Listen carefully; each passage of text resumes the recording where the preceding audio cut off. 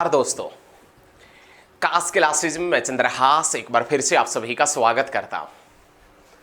आशा करता हूं कि आप सभी ठीक होंगे और आप बेहतरीन तरीके से एचएसएससी के एग्जाम की तैयारी भी कर रहे होंगे। दोस्तों, आपकी उसी तैयारी के अंदर चार चांद लगाने के लिए आज हम वो सभी प्रश्न करेंगे जो आपके जरा सिलेबस से हटके हैं, जो आज तक आपने हरियाणा जीके के अंदर नहीं पढ़े हैं, लेकिन वो प्रश्न बहुत ज्यादा इंपॉर्टेंट है। उन प्रश्नों का आपको पता होना चाहिए। उन्हीं प्रश्नों से काफी क्वेश्चन ऐसे होते हैं जो एग्जाम में पूछे जाते हैं। तो साथियों, आज हरियाणा जीके की एकदम बेहतरीन क्लास ये आपके सामने होने वाली है। और यदि आपको ये क्लास अच्छी लगे या वीडियो अच्छी लगे तो आप इस वीडियो को ज्यादा से ज्यादा स्टडी ग्रुप में शेयर करना। आप अपना प्यार और सहयोग लगातार मेरे साथ में बनाकर रखिएगा। और यदि आप हमारे चैनल के ऊपर नए हो तो चैनल को सब्सक्राइब कर लो ताकि लेटेस्ट वीडियो सबसे पहले आप तक पहुंच सके। तो आज का हमारा क्वेश्चन, पहला जो क्वेश्चन है कि अभिमन्यु था, अभिमन्यु, इस अभिमन्यु के एक पुत्र हुआ करता था। अभिमन्यु जिसका एक पुत्र था जिसका नाम क्या था? परीक्षित।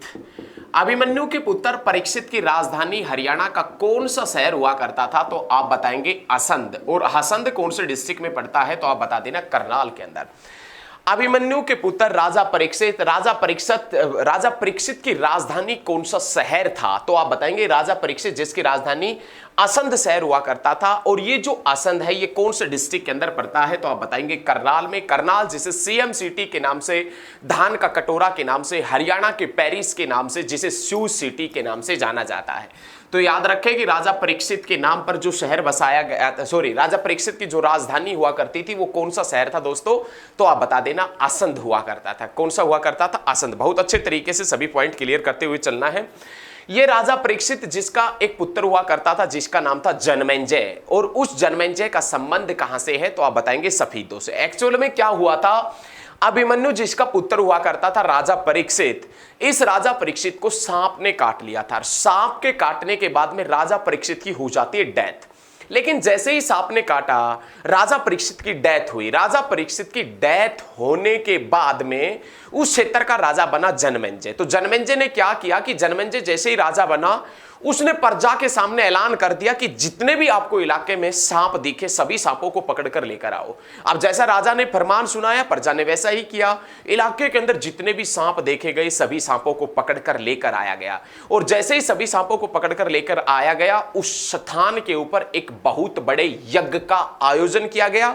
और उस यज्ञ के अंदर सांपों की आहुति दी गई थी। उस जगह का नाम उस समय के बाद में क्या पड़ गया था? सर्प दमन पड़ गया था। और वो सर्प दमन जो आज बिगड़कर सफीदो हो गया। सफीदो जिसका पुराना नाम सर्प दमन है। राजा जनमेजय का संबंध कहां से? सफीदो से। राजा जनमेजय के पिता परीक्षित, परीक्षित के पिता अभिमन्यु, और परीक्षित जिसकी राजधानी असंध। और असंध कहां पर पड़ता है? करनाल में। और असंध जिसका पुराना नाम क्या है? तो आप बताएंगे असंधिवत। असंध का प्राचीन नाम है। नेक्स्ट क्वेश्चन, हरियाणा के किस जिले से खरोष्टी लिपि से, खरोष्टी जो लिपि है, खरोष्टी लिपि से लिखित अभिलेख मिला है? हरियाणा के कौन से जिले से खरोष्टी लिपि का अभिलेख मिला है? हरियाणा के किस स्थान से खरोष्टी लिपि का अभिलेख मिला है? तो आप बता देना करनाल से। किस जिले से, किस स्थान से, कौन से जिले से खरोष्टी लिपि का अभिलेख मिला है दोस्तों? तो आप बताएंगे करनाल से। हरियाणा के किस जिले से खरोष्टी लिपि का अभिलेख मिला है? तो आप बताएंगे करनाल से मिला है। नेक्स्ट क्वेश्चन, हरियाणा का सबसे बड़ा गिरजाघर कौन सा है? हरियाणा का सबसे बड़ा जो गिरजाघर है वो कौन सा है? सबसे बड़ा चर्च टावर कौन सा है? तो आप बताएंगे कैंटोनमेंट चर्च टावर। हरियाणा का सबसे बड़ा गिरजाघर, हरियाणा का सबसे ऊंचा गिरजाघर, सबसे बड़ा गिरजाघर, कैंटोनमेंट गिरजाघर, कैंटोनमेंट चर्च टावर।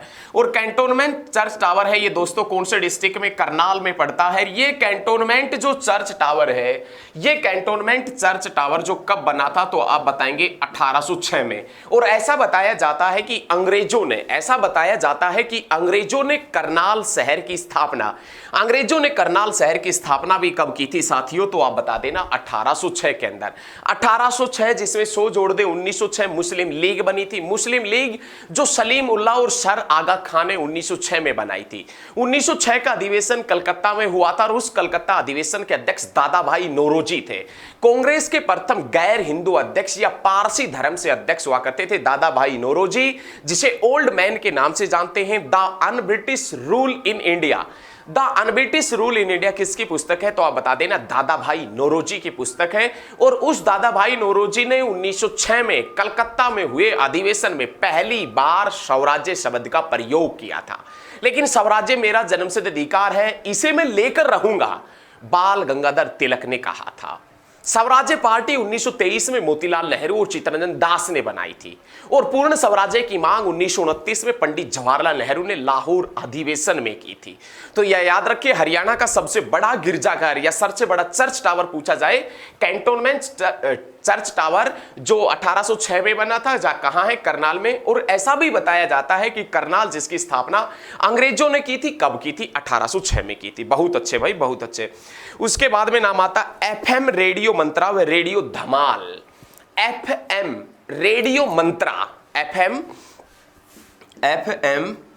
रेडियो मंत्रा, रेडियो मंत्रा व रेडियो धमाल। एफएम रेडियो मंत्रा व रेडियो धमाल का जो प्रसारण केंद्र है वो कौन सा शहर है? तो आप बताएंगे करनाल।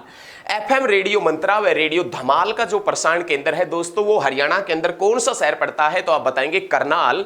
लेकिन इसी के साथ में हम जिक्र करें, इसी के साथ में हम बहुत ही बेहतरीन तरीके से जिक्र करें कि हरियाणा में कितने आकाशवाणी केंद्र है? 3। हरियाणा में दूरदर्शन केंद्र कितने हैं? तो आप बताएंगे 1। और दूरदर्शन केंद्र एकमात्र कहां है? तो आप बता देना हिसार में। और हिसार दूरदर्शन केंद्र कब बना था? 1 नवंबर 2002 के अंदर हिसार दूरदर्शन केंद्र बना था। उस समय सूचना व प्रसारण मंत्री सुषमा स्वराज थी, जिसका संबंध अंबाला से है। नेक्स्ट क्वेश्चन देखे भाई, बहुत एकदम मस्त तरीके से पढ़ेंगे। औचित्य ब्राह्मण समाचार पत्र, औचित्य नहीं है, औचित्य लगा लो है ना। औचित्य जो ब्राह्मण समाचार पत्र है, इसका प्रकाशन कहां से हुआ था? औचित्य ब्राह्मण समाचार पत्र जिसका प्रकाशन कहां से हुआ था? तो आप बताएंगे करनाल से। और औचित्य ब्राह्मण समाचार पत्र कब निकला था? 1925 में। क्वेश्चन पूछेगा आपसे कि इनमें से किस समाचार पत्र का प्रकाशन स्वतंत्रता प्राप्ति से पूर्व हुआ था? स्वतंत्रता प्राप्ति मतलब 1947 से पहले हुआ था। तो 1947 से पहले, स्वतंत्रता प्राप्ति से पहले औचित्य ब्राह्मण समाचार पत्र जिसका प्रकाशन कहां से हुआ था? तो आप बताएंगे करनाल से। कब हुआ था? 1925 में हुआ था। Next question, centre for excellence vegetable. देखें एक बार, बहुत अच्छे तरीके से पढ़ेंगे, घरोंडा के अंदर पढ़ता है ये, एक बार देख ले। Centre of excellence for vegetable, centre of excellence for vegetable, centre of excellence for vegetable कहां है? तो आप बताएंगे दोस्तों घरोंडा में। घरोंडा कहां है? करनाल में। मामा भांजा की दरगाह कहां है? सोनीपत में। मामा भांजा मुगल सराय कहां है? घरोंडा में। घरोंडा कहां है? करनाल में। और इसी घरोंडा के अंदर हरियाणा की पहली एनसीसी अकादमी खोली गई थी। कब खोली गई थी? 2016 के अंदर खोली गई थी। घरोंडा के अंदर हरियाणा राज्य की पहली एनसीसी अकादमी। नेक्स्ट क्वेश्चन, औरंगजेब का पुत्र, औरंगजेब जिसे आप जिंदा पीर के नाम से जानते हैं, औरंगजेब जिसका एक पुत्र था जिसका नाम था आजम, औरंगजेब का पुत्र जिसका नाम आजम, उसका जन्म स्थान कौन सा है? औरंगजेब के पुत्र आजम का जन्म स्थान यदि आपसे पूछा जाए तो आप बता देना तराइन। तराइन जिसे वर्तमान में किस नाम से जानते हैं? तरावड़ी के नाम से। और तराइन या तरावड़ी का किला किसने बनवाया था दोस्तों? तो आप बताएंगे पृथ्वीराज चौहान ने बनवाया था। याद रखें, औरंगजेब जिसे जिंदा पीर के नाम से जाना जाता है, उस औरंगजेब का एक पुत्र जिसका नाम आजम था। और इस आजम का संबंध कहां से रहा है? तराइन से। तराइन या तरावड़ी जो करनाल डिस्ट्रिक्ट के अंदर पड़ता है। नेक्स्ट क्वेश्चन क्या है? वो बहुत ही अच्छा क्वेश्चन है। हरियाणा में सबसे ज्यादा जनसंख्या वाला नगर निगम कौन सा है? हरियाणा का वह नगर निगम जिसके अंदर सबसे ज्यादा जनसंख्या है। हरियाणा का वह नगर निगम जिसके अंदर सबसे ज्यादा जनसंख्या है, तो आप बताएंगे फरीदाबाद। हरियाणा का वह नगर निगम जिसके अंदर सबसे कम जनसंख्या है, तो आप बताएंगे करनाल। सबसे कम जनसंख्या वाला नगर निगम कौन सा है, तो आप बता देना दोस्तों करनाल है। और सबसे ज्यादा जनसंख्या वाला नगर निगम कौन सा है दोस्तों, तो आप बताएंगे फरीदाबाद सबसे ज्यादा जनसंख्या वाला नगर निगम है।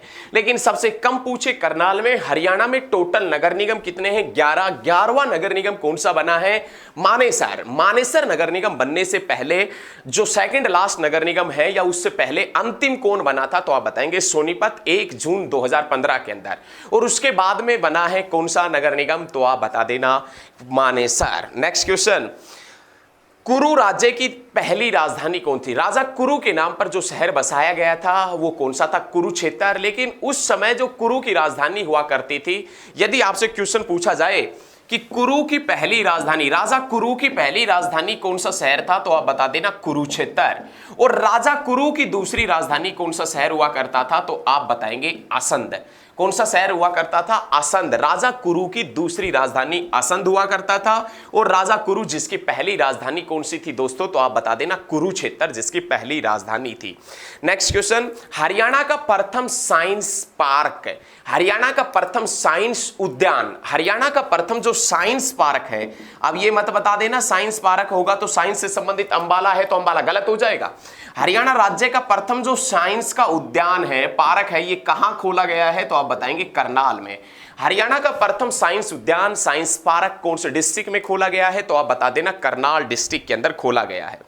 नेक्स्ट क्वेश्चन, राज्य के अंदर पराली से बिजली बनाने का प्रथम प्लांट कहां लगाया गया। पराली, पराली मतलब आप समझ रहे हो ना, ये जो अभी चावल वगैरह की जो खेती होती है, उसके बाद में चावल वगैरह धान वगैरह उससे निकाल लिया जाता है, तो वो पराली बच जाती है। तो ऐसा एक प्रयोग किया गया कि पराली से हम विद्युत बनाएंगे।